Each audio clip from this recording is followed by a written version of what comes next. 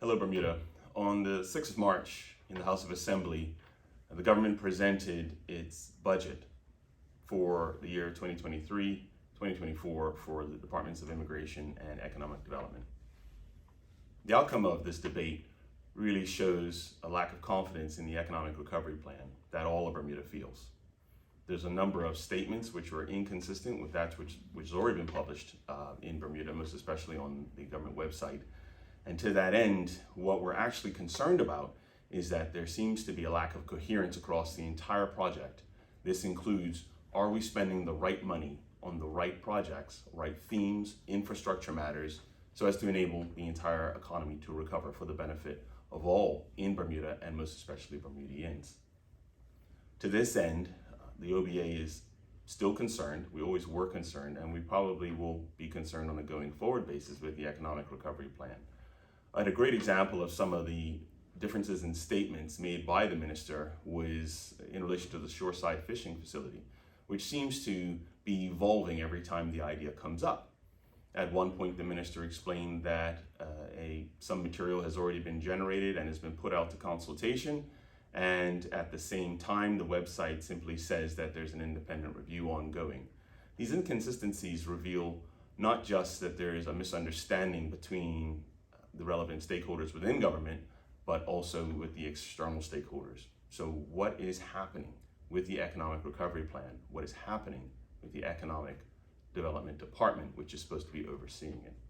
When we discuss the immigration, we're all well aware that last year we had the debacle with the backlog of passport processing and reported backlog in work permit processing.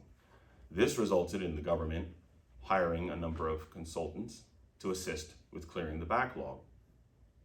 This increase in budget allocation and pricing was significant, and yet we still didn't see that backlog go down at all. We still hear complaints. It's a fact right now that we don't have a complaints tracking process for the Department of Immigration. And I think that's a key part on a going forward basis to understand what exactly in service delivery is going right and what's going wrong. Further, the government, unfortunately, has delayed the digitization and automation project to assist with processing of passports. This is a key improvement needed to make sure that we don't inhibit Bermudians' rights of travel.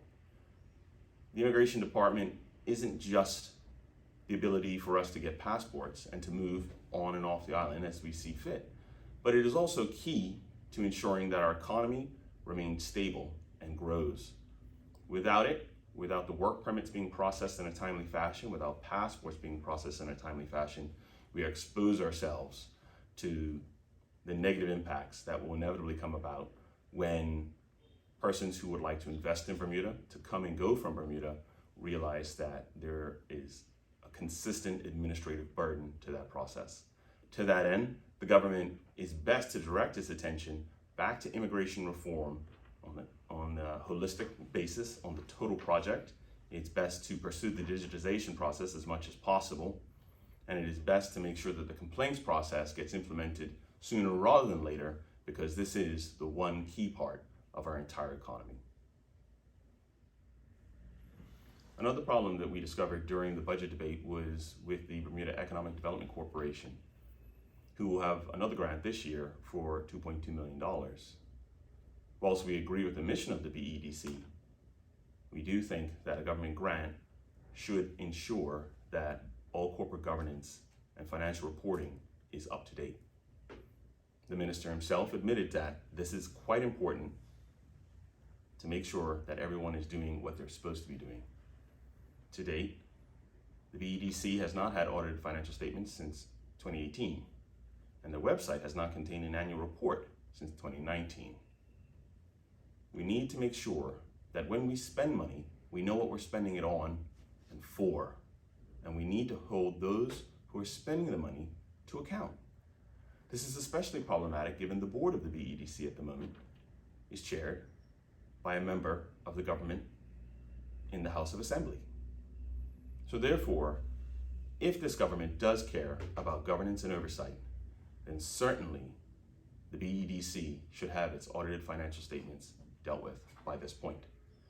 It's noteworthy that we mentioned this last year, and unfortunately, the minister committed to looking into it, but unfortunately did not get back to us in enough time, and we understand those audited financial statements are still outstanding. He did come back and say that by May of 2022, that he expected the annual report to have been completed and circulated. But again, we went right into this budget debate for March 2023 without that annual report. If governance is important, then it's important to all of us, most especially to those who we empower to spend our money.